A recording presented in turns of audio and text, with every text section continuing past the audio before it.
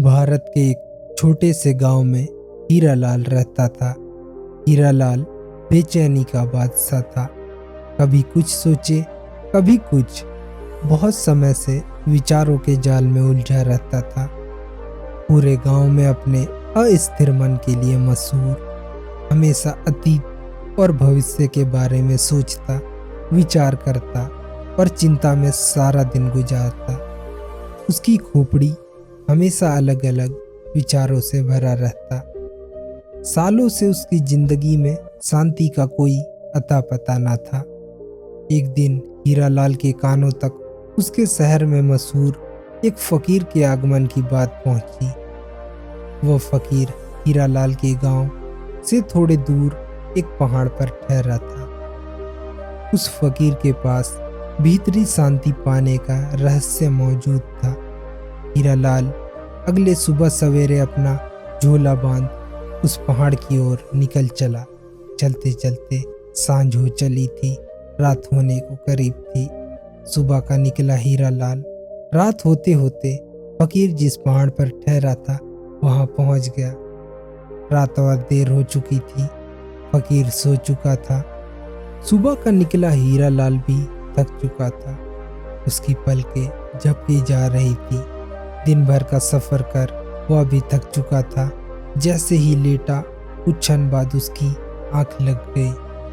सुबह आंख खुली तो देखा फकीर चुपचाप बैठा हुआ है, आंखें उसकी गहरे ध्यान में बंद। हीरालाल फकीर के पास गया और आदरपूर्वक झुककर नमस्कार किया।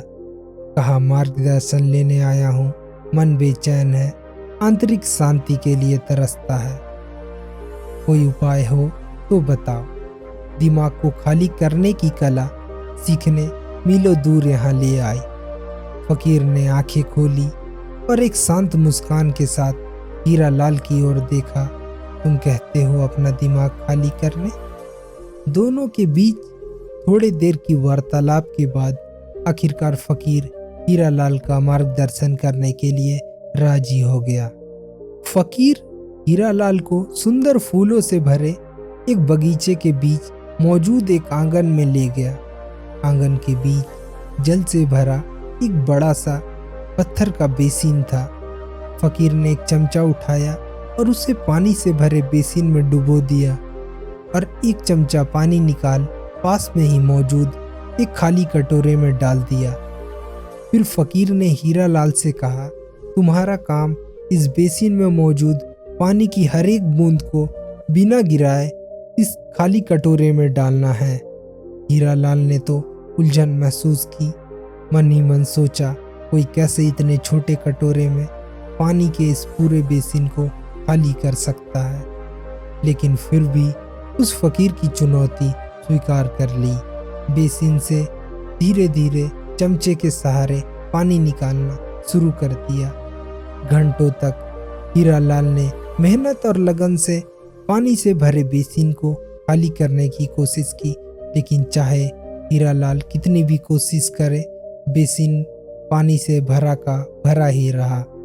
घंटों मशक्कत के बाद हीरालाल के हृदय में निराशा छा गई और मन पहले से और भी अधिक बेचैन हो गया। फकीर ने हीरालाल के संघर्ष को दयालुता की दृष्टि से देखा।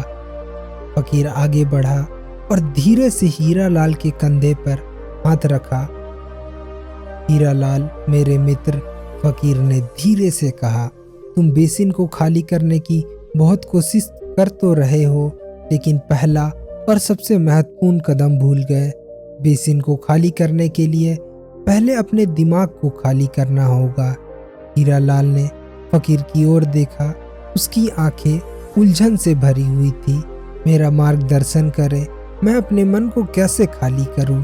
फकीर गर्मजोशी से मुस्कुराया और कहा, अपनी चिंताओं, अपने डर और अपने लगाव को यहीं छोड़ दो। अपने हाथ और अपने कार्य पर ध्यान लगाओ। इस क्षण में पूरी तरह उपस्थित रहकर हीरालाल ने एक गहरी सांस ली और अपने चिड़चिड़ापन को दूर किया। बेसिन को खाली करने के लिए बहुत ज़्यादा मेहनत करना बंद कर दिया और इसके बजाय पानी के प्रत्येक स्कूप पर ध्यान दिया, आवाज और संवेदना का आनंद लिया। धीरे धीरे वह प्रकृति की परवाह में प्रवेश कर गया। मन उसका स्पष्ट हो गया, उसकी हरकतें सजग हो गई। ऐसा लगता था कि बेसिन उसकी नई शांति का मानो जवाब दे रहा हो। प्रत्येक चमचा के साथ पानी और आसानी से छोटे कटोरे में बहता चला गया और बेसिन धीरे धीरे खाली हो गया। हीरालाल ने पानी की आखिरी बूंद को उस छोटे कटोरे में डाला, फिर फकीर की ओर आश्चर्य और कृतज्ञता के साथ देखा।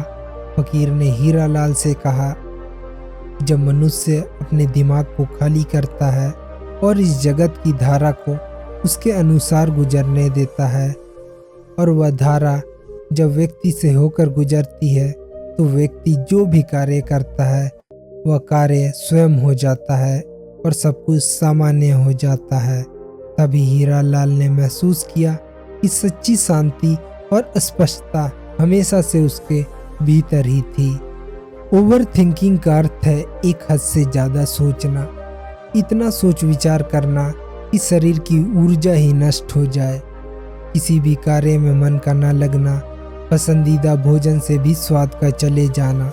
एक मनुष्य को ऊर्जा इकट्ठा करने में तो सालों लग जाते हैं, लेकिन उस ऊर्जा को नष्ट होने में एक क्षण भी न लगता।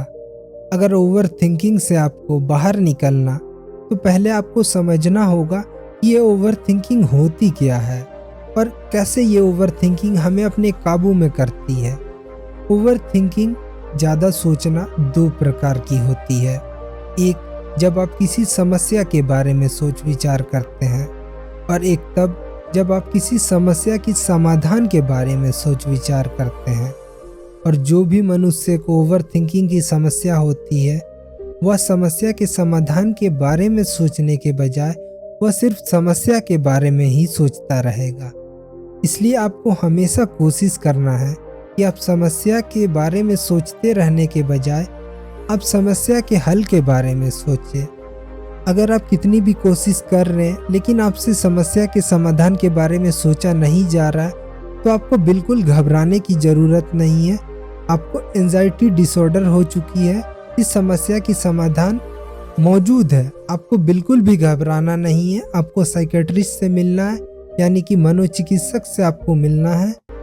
हमारे चैनल को सब्सक्राइब करें और इस वीडियो को आगे भी लोगों तक शेयर कर सके, ताकि वो भी अपनी समस्या का समाधान पा सके।